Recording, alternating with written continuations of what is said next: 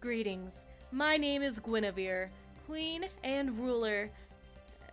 No, that sounds redundant. What I mean is that I am a queen. Or I was. I'm not sure how that works now that I'm a servant. But I am of the ruler class. I should have just taken my king's approach.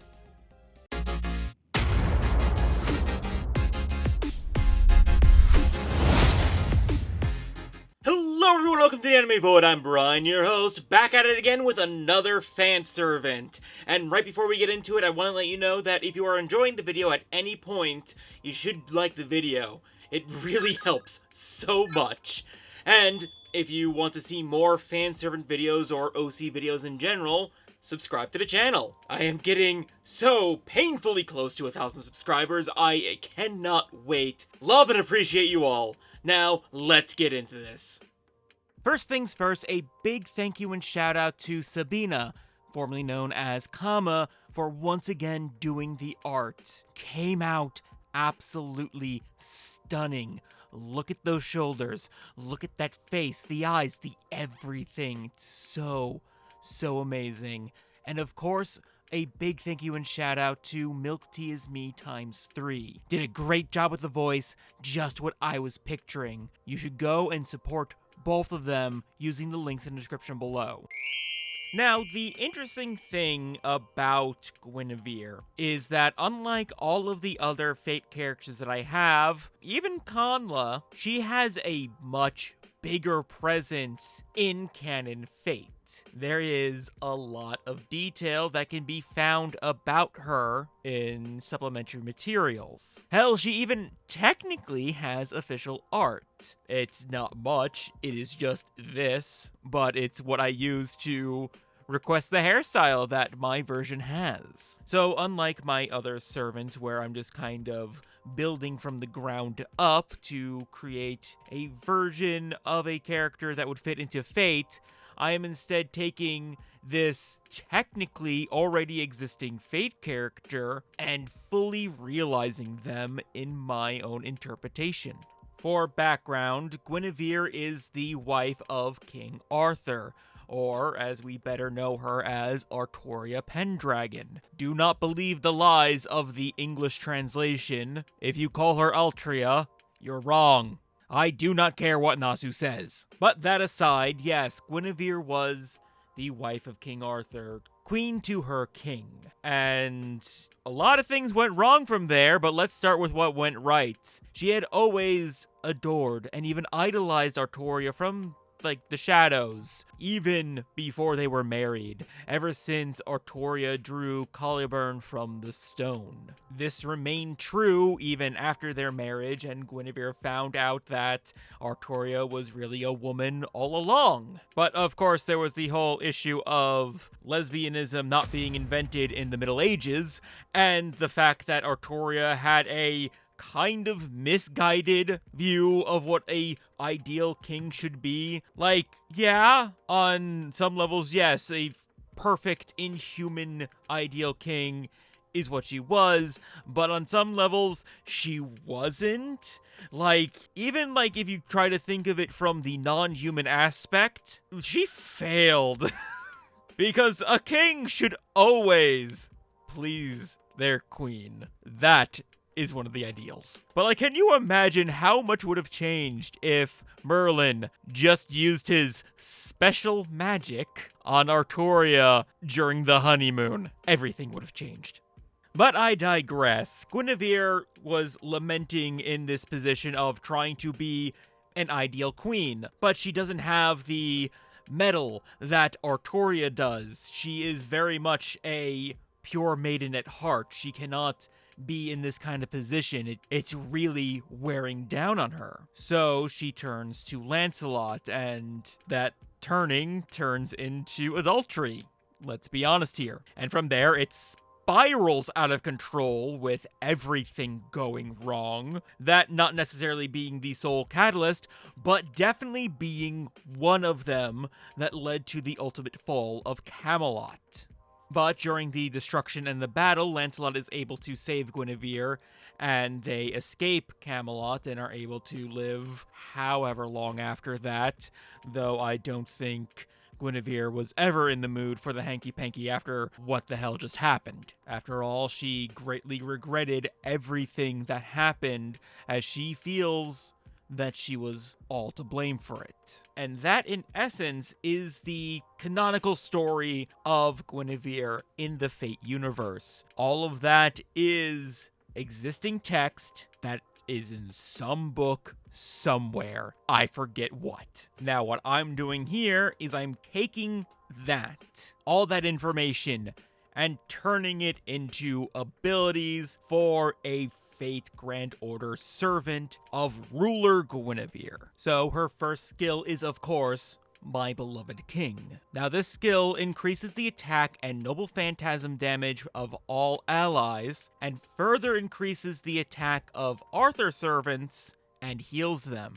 Because, like I said, Guinevere always did truly love Artoria. Even if their marriage wasn't a truly loving one, and is quite one-sided, though I do feel that Artoria did love Guinevere to some extent, not sure what extent, but that is also kind of involved in the reason why I gave Guinevere white silverish hair, because I'm a big Saber Eerie fan, and I wanted the idea that Saber saw her own wife in Irisveal and is just attracted to that hair color. But still, the point of this ability is that it not only encompasses Guinevere's feelings towards Artoria, but is also her trying to fulfill that role of an ideal, perfect queen that the populace could find hope in, to support not only her king, but the people. And then her second skill is called Love of Ruin. This lowers the HP of herself and of Round Table servants, and that is all Round Table servants that are currently on the field. So even enemies will have their HP lowered. And on top of that, to make it a bit more balanced and not so detrimental to your side if there are no Round Table servants on the enemy side, you also gain a large amount of critical stars. Like a stupid amount, probably. And the idea behind this ability, lore-wise, is the concept that Guinevere loved both Artoria and loved Lancelot. Her love for either of them never changed. And again, this love for both of them would be one of the catalysts that would just tear apart the Round Table and Camelot itself. It is quite literally love that brings ruin. And that does tie into her third skill, the Scorned Maiden. Here she will gain invincibility, increase her NP gain, and apply curse and target to herself. Because now, throughout history, Guinevere is seen as an unfaithful, adulterous woman, solely the one in the wrong in this kind of situation. But let's be quite real here, the situation was very, very complicated. There were so many things happening with so many complex individuals. Artoria trying to be this perfect, ideal, inhuman king. Guinevere trying to follow that example, and Lancelot genuinely caring so much for not only Guinevere, but also his king. No one wanted to betray anyone in the situation. No one wanted any of this to happen. No one was technically wrong in this situation. The situation itself is wrong, and everyone else was just trying to do their best that they could, being only human. Because no matter how much Artoria wants to be that inhuman king, she was also human and was fallible, just like everyone else, which she does learn. We watch that in Fate Stay Night very clearly. But it's just such a terrible situation for all three people. And Guinevere loved, and she loved, and neither was wrong. And finally, this brings it to her noble phantasm, which I call, In My Dreams, I Apologize. This is an arts support noble phantasm where all party members gain an overcharge buff, and gain NP gauge based on how low their health is. Arthur servants have their debuffs removed, and Round Table servants gain anti-enforcement defense. With the overcharge, Arthur servants gain a Buster Up. And this all ties into the absolute massive guilt that Guinevere felt for everything that happened, as she felt solely to blame. Even if that's not the case, that's how she sees it. And every night since Camelot's fall, she would fall asleep herself crying for her king. It is only in her dreams where she could see her king again and apologize and hope that Artoria would one day answer her and forgive her.